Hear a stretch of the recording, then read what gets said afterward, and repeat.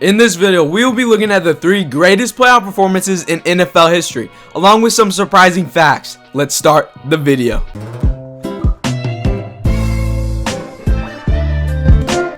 Larry Fitzgerald's 2008 playoff performance was nothing less than extraordinary. The 2008 Cardinals team was not even supposed to have touched the playoffs. For the preseason betting odds to win the Super Bowl, the Cardinals ranked 22nd. They were only expected to win 8 games. Led by a 37-year-old Kurt Warner and 2 stars at the wide receiver position, they actually managed to blow away their expectations, winning 9 games and snagging a wildcard spot. That being said, their defense was very below average in every aspect of it. In fact, they had the worst defense out of every team that made the playoffs that year. Their offense boasted the league's worst run game, but the one good thing about this team is that they had the second best passing offense. The 2008 Cardinals rode that passing offense straight into the playoffs. In Larry Fitzgerald's very first playoff game against the Atlanta Falcons, he wasted no time in showing what he can offer. The Cardinals bested the Falcons 30-24, and Larry Fitzgerald ended the game with 101 yards and a touchdown. Then in the divisional round, the Cardinals cruised past the Panthers. In the process, Larry Fitzgerald caught for an impressive 166 yards and a touchdown. Going into the NFC Championship, the Cardinals were paired up with the 4th best defense in the NFL, but Kurt Warner and Larry Fitzgerald went straight to work and scored 3 touchdowns on the Cardinals' first 4 drives. The 21-6 deficit that Kurt Warner and Larry Fitzgerald created proved to be too much for the Eagles to overcome. Cardinals won 32-25, but had to face the best defense in the league with the Steelers in the Super Bowl. That Steelers defense was a classic Steelers defense, led by All-Pros James Harrison and Troy Polamalu. And for the most part, the Steelers defense shut down the Cardinals offense. They were only able to put together 1 scoring drive, and as they were about to reach the end zone for the second time in the game, James Harrison takes the ball the other way for a 100-yard pick 6, which proved to be crucial. The Cardinals entered the 4th quarter down 20-7. With 11 minutes and 30 seconds left in the game, Larry Fitzgerald turned into Clutch Larry and proceeded to catch 2 touchdowns for 95 yards, which put the Cardinals up 23-20. But Larry Fitzgerald's unbelievable 4th quarter performance was for nothing, as Big Ben drove up the field and completed one of the most insane catches in Super Bowl history to win the game for the Steelers. Despite losing the Super Bowl, Larry Fitzgerald's performance should not be discredited. He caught for over 100 yards in all 4 playoff games, which totaled out to be 546 yards. Looking at the most receiving yards in a single playoff run, Larry Fitzgerald's 2008 season has the most by a large margin. The next closest is Hakeem Nicks in 2011.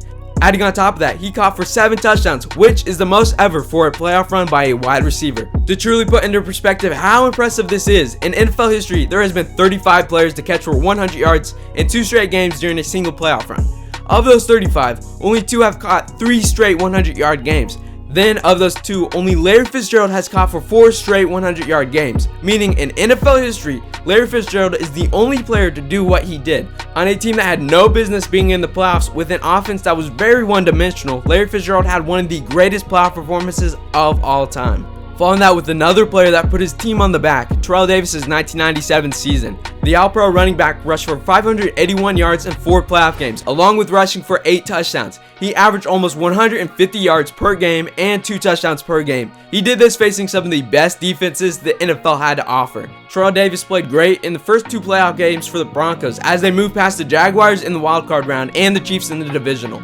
Then in the AFC Championship against the Steelers, a defense that only allowed 82 rushing yards per game and 3.3 rushing yards per attempt during the regular season, Terrell Davis was able to stomp all over them, rushing for 139 yards and 5.2 yards per rush. In the Super Bowl, he rushed for 3 out of the 4 touchdowns that the Broncos scored in that game. In addition to that, he did that battling migraines. Terrell Davis's impressive performance earned him Super Bowl MVP. The most insane part of this is that he did it again, facing even tougher competition. In his 1998 campaign, he rushed for over 2,000 yards and won MVP, although his first opponent in the playoffs were the Miami Dolphins, who had the best defense in the league. Terrell Davis was not slowed down one bit. He rushed for 199 yards and 2 touchdowns.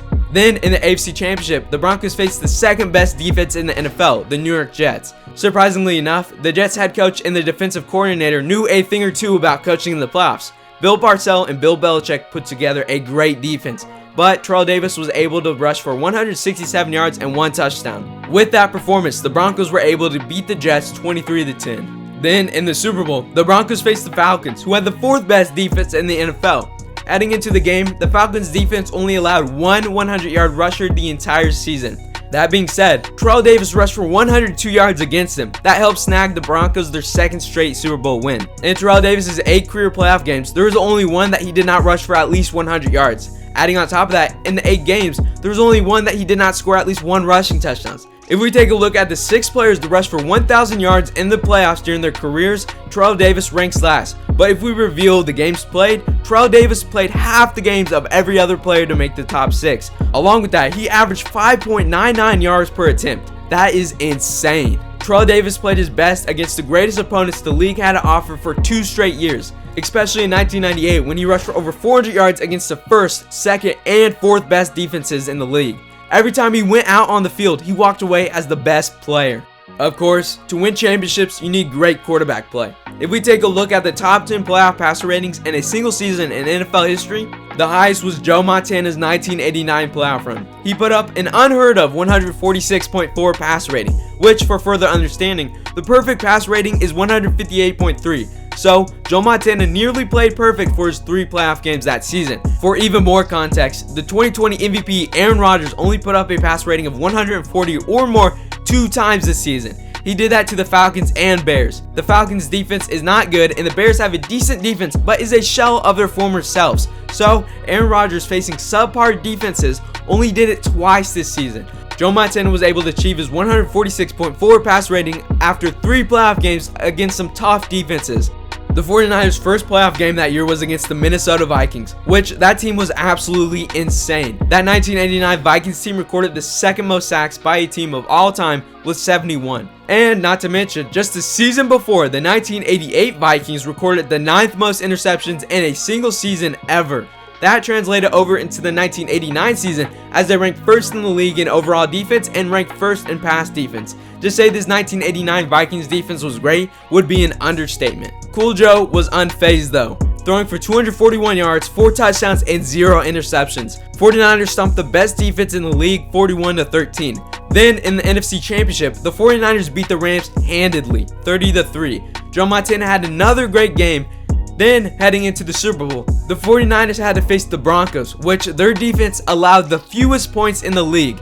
They were ranked 3rd in pass defense and 6th in rush defense. But for the 3rd time in the playoffs, Cool Joe played another near-perfect game, throwing for 297 yards and 5 touchdowns, which allowed the 49ers to win easily. Along with that, the 49ers scored the most points in a Super Bowl in NFL history with 55. The 49ers offense that was led by Joe Montana scored the most points in a Super Bowl game in NFL history against the defense that year that allowed the least amount of points in the regular season. It is insane to think that the 49ers' closest game in that playoff run was 30-3. What Joe Montana did will almost be impossible to repeat. There has been 181 quarterbacks to throw for at least 500 yards in a single season during the playoffs. Out of those 181, Joe Montana's 1989 season had the highest pass rating and completion percentage. Adding to that, out of any quarterback's performance in a single season during the playoffs, only 2 players have ever thrown for more than 500 yards, more than 10 touchdowns, and have 0 interceptions. 1989 Joe Montana and 2012 Joe Flacco.